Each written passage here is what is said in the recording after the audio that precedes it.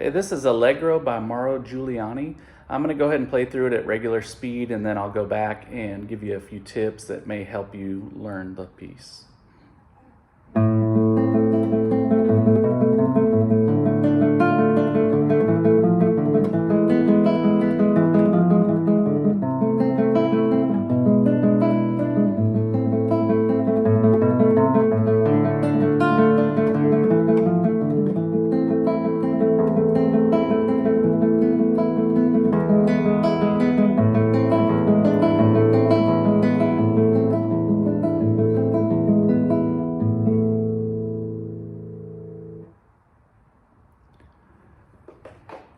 Okay, the entire piece is in first position, as you may have noticed. So if you have your notes in the first position chart, that's going to be really helpful, helping you get through learning the piece.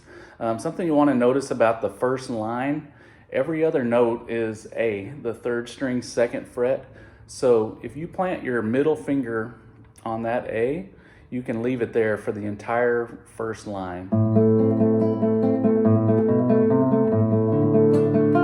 Every other note is that A. Okay, when you get to the third measure there, you're going to notice if you press down all the right notes, you're going to wind up with a D minor chord. So if you know D minor, be ready to play that there on the third measure. When you get to the second line, second note there, watch out for the G sharp. So all the G's on those first two measures are all sharp, so that will be on the third string, first fret. So watch out for that, all the G sharps. When you get to the third measure of the second line, this chord is a little bit trickier to make than the other ones in the piece. You're going to have to press down three notes at the same time. You'll have C, fifth string, third fret. You're going to have A, third string, second, and C on the second string, first. When you get to this part of the song, I would recommend building the chord one note at a time. Just start with the low C, pluck it, add the A, pluck it, add the C, pluck it, and just leave each finger on as you add them. And that will make it easier than trying to get all three fingers on at the same time before you start plucking. So just add one, pluck it, and just keep adding them one at a time and try to keep moving with your plucking. Okay, and then the same thing with the last measure of that line, the next measure.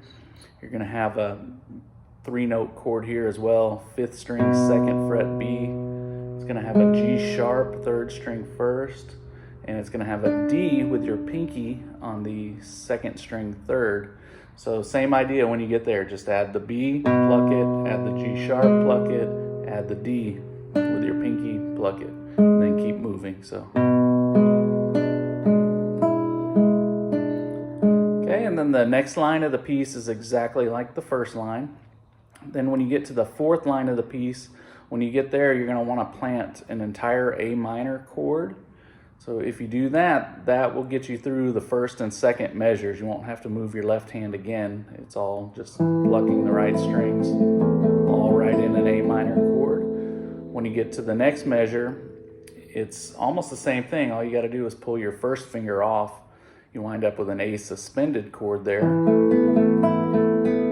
Okay, and then the last measure of that line is really easy. You're just going to have to hold one note down, a G sharp, and the rest are open strings. Okay, and then when you get to the last line, you're going to notice that every other chord on this last line is the same thing. Okay, so look for the patterns on this last line. It's not too hard. I think you'll be able to figure that out pretty easy. When you're going through this, something I want you to keep in mind with your right hand, make sure you follow this rule. Use your ring finger to pluck the first string, your middle finger to pluck the second, your index finger to pluck the third, and your thumb will take the three bass strings, 4, 5, and 6. And you can keep that up through the entire piece, no exceptions. Make sure you follow that rule all the way through, and it works out really nice. So hopefully this video helps.